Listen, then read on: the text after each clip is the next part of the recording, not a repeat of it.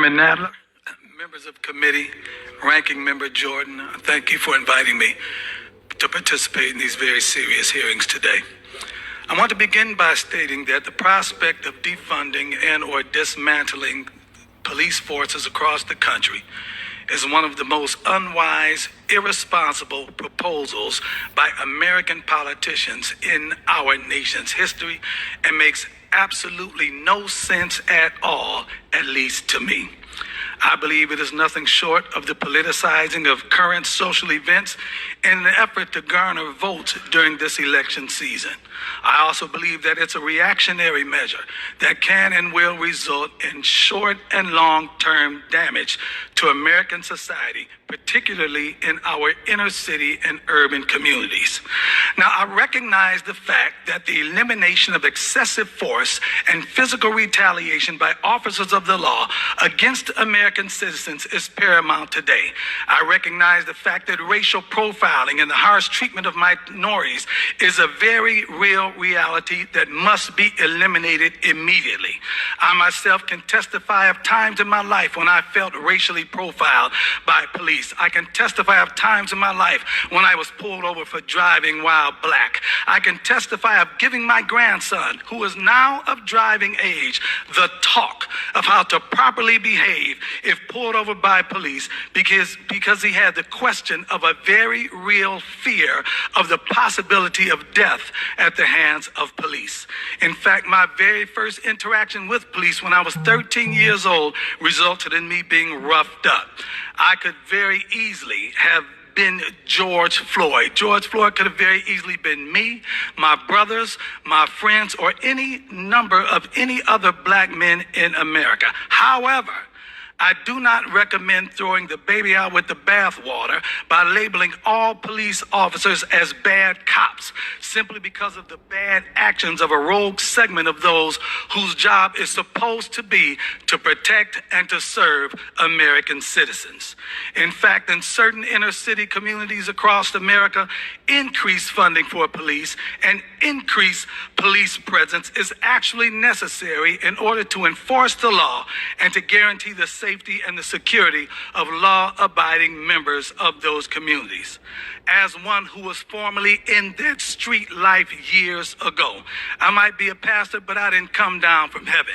I came up out of hell with the rest of everybody else. I was formerly in that street life. I know very much about the criminal element, and I can state definitively that the criminal element in and of society would enjoy nothing better than a reduction in police presence and police power. It would allow those with criminal intentions and criminal actions to flourish virtually unchallenged in the communities of America. The law-abiding members of society would be directly threatened by the absence of police or the inability of police to respond to criminal activities, and in many cases would endeavor to take the law into their own hands to ensure their safety and well-being, as evidenced by the response of some who decided to defend themselves and their property from vandalism. An absence of police presence could potentially give rise to acts of domestic terrorism, mob rule, gang rule, neighborhood intimidation, oppression, and vigilantism. Defunding of police departments has already happened in a number of American cities, and rather than remedying problems, has actually made conditions much worse. The city of Cleveland, my hometown, is a prime example of the results of police defunding. In 2004, the city of Cleveland laid off 285 officers. The entire police budget was slashed by 31%. To cover basic services, the following units were either disbanded or cut forever. The district strike force units, the narcotics unit was completely cut. SWAT was downsized. The fugitive unit was disbanded. The auto theft unit was disbanded. The intelligence unit was cut to bare bones. The mounted unit was cut 85%. The aviation unit was down completely for 3 years and is now only utilized during special events. The harbor unit was disabled. The boat sits rotting in a dry dock. The scientific investigation unit was cut 80%. All the lab techs were let go. All the evidence collection is now done by priority. The DARE problem, the Drug Abuse Resistance Education Program, was cut. Community policing was cut 45%. Cleveland went through a decade-long downsizing, which saw the department reduced from 1,900 officers to 1,500 officers on average. Zone car coverage, which directly affects citizens, has been cut.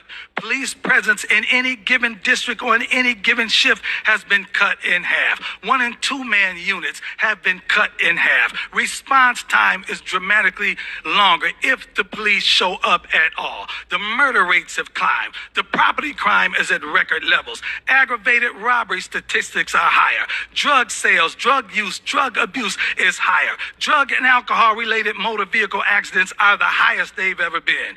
Cleveland has went from a relatively safe city per capita to an unbelievably unsafe city. Calls for service have increased even though the population has dropped significantly over the last 20 years. Once safe areas of the city are now unsafe. Once nice neighborhoods in the city are now not nice. Homicides are up 55% in Cleveland from this time last year, and Cleveland now has a higher murder rate per 100,000 residents than Chicago does.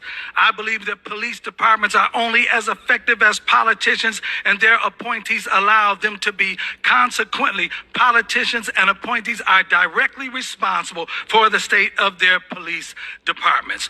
Law-abiding citizens, and I've spoken to a great deal of them, overwhelmingly think that defunding or disbanding police departments is a horrible idea. Community policing is a very viable option to address the needs of inner city communities. Having police in the communities to actually get to know the residents is the best way to obtain the results that we all want.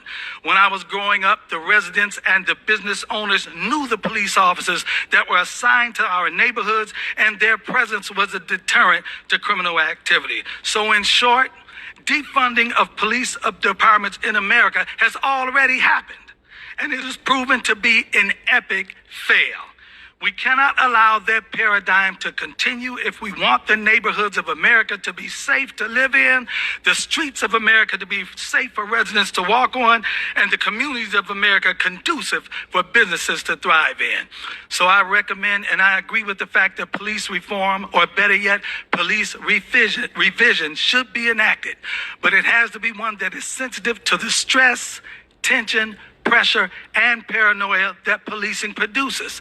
The fact that on any given day, any given call, any given stop can result in an officer's death can be very challenging mentally, while also being sensitive to the citizens of America who are supposed to be protected by the police and not be enemies of the police, whether in the suburbs or in the inner cities, whether we're black, white, red, yellow, or brown.